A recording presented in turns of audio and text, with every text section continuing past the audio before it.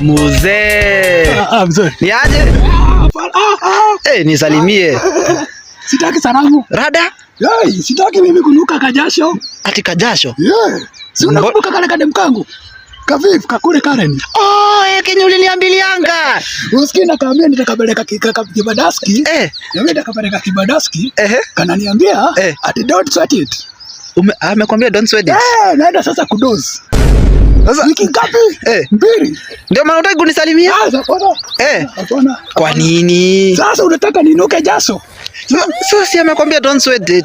Don't sweat it. Acha nikuambie. Sasa kitu tu nitakuwa ni refresh maroshani perfume. Hadi mambo iko fiti. Mzee agwa anamaanisha hivyo. Don't sweat it ni kumaanisha. Ama hata utaki nikwambie inamaanisha aje? Ni kama alikuwa anakwambia usijali. Ati nisijali. Nisijali. Sasa hapana. Mambo yako hapana.